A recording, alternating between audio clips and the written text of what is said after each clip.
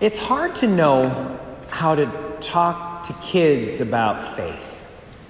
We're always trying to find ways to talk to our kids about faith. And we have found a way at our school that helps them to understand why we would gather on a night like tonight. We tell them there's an invisible world that is bigger and more real than the world that we're in, the one we can see and hear and touch and taste and smell. There's a bigger world. It's invisible, and it contains this world within it. And it is much larger and more real than the world that we can see. That world is where everything is permanent, where everything is essential and real and lasting. In this world, everything is passing, even the things that feel the most stable. They're not here for long.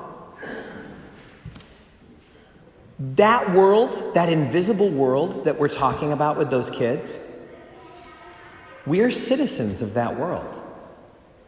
We sometimes forget it, but we have to be reminded. This is not our homeland. Our real homeland is a realm bigger and more real, but invisible. We knew to print a lot of papers for tonight because we knew there would be a lot of folks here at church. There always is on Ash Wednesday. People are drawn. Why is that? I think it's because Ash Wednesday is one of the times when we best make the invisible world visible.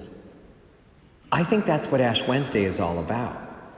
And we do it in some subtle ways, but one of them is we draw a cross of ashes on everyone's forehead. What a weird thing to do. And it coincides with a gospel that we just heard that says, be sure not to put anything on your forehead and be real showy when you're doing something religious. Be sure you wash your face. You wouldn't want anyone to know that you're fasting or that it's a special day for you. How do you square that?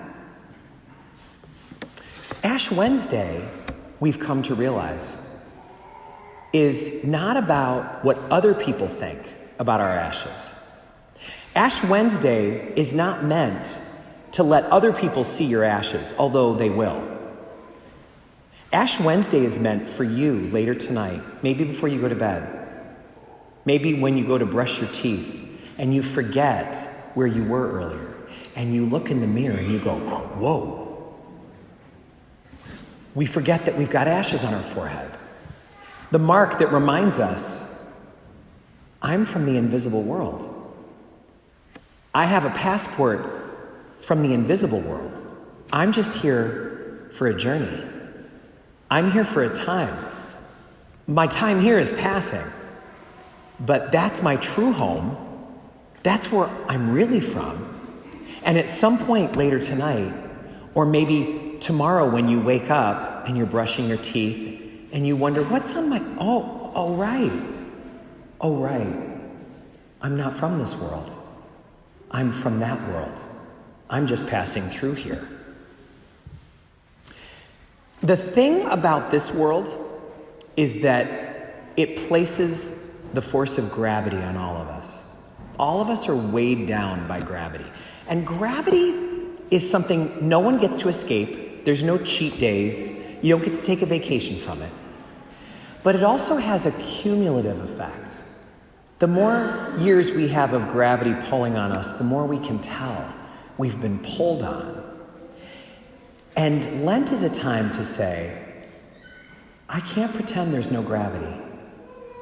I have to admit, I'm getting pulled on. I'm being affected by it. But we remember that we come from a world where there is no gravity. And so Lent is meant to be a time when we untether ourselves just a little bit from what is weighing us down. You were given a purple sheet tonight that you're welcome to take home with you. Although if you're like me, looking through it may make you want to crumple it up and throw it away.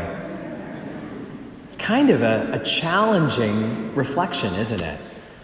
It's about those areas of gravity in our lives. And Lent is meant to help us get a little bit freer of that. But in order to do that, we're going to have to be able to name, where am I getting pulled? Where are you getting pulled down? Where are you feeling the heaviness of the gravity? Is it in moments of anger? Is it in that feeling of superiority that the church calls pride? Is it in being honest all the time? Do you have a struggle with letting your word align with honesty? Is it vanity? Is it being focused on what's going on outside rather than what's inside? Is it comparing ourselves to others and getting jealous or rivalrous with someone else? Is it when we're trying to hoard things or get greedy? Is it when we overindulge in things that are not good for us in big quantities? Is it when we realize our internal drives and our boundaries are not in sync? Is it dealing with procrastination? It's rarely true that we deal with all of those in equal measure. We usually have one or two that are the real undoing of us. We look at it and we close our eyes. We go, oh gosh, that's mine. But probably there's about 5 of them that give us a pretty good run for our money. We feel weighed down. And Lent is, in the first place, maybe at least for Ash Wednesday in these next couple days, meant to be a chance for us to figure out, where am I on this list? What is it that God is inviting me to work on this year, these next 40 days? Where am I feeling that gravity pull on me the most? One of the things we do with Lent is we say, I refuse to be a victim of these things. I am not going to let this take me off the path I want to be on. I'm going to notice it and I'm going to call it out. And I am not going to let it silently, quietly, without me noticing, take me off course. This is the time when we realize, you know what? I'm not responsible for the effects of gravity. I am not responsible that there's this force pulling on me all the time, but I'm accountable for my choices. I'm accountable for how I face it. And it's the reminder, I'm from the invisible world. I'm just passing through here. I don't want this world to leave such a mark on me that I look like I'm going to a foreign place when I go there. I want it to be clear to everybody at the customs checkpoint. Oh yeah, you're home. Welcome home. You're from here, aren't you? We recognize you right away. So let us allow ourselves to be marked with these ashes and use them as a reminder of who we really are.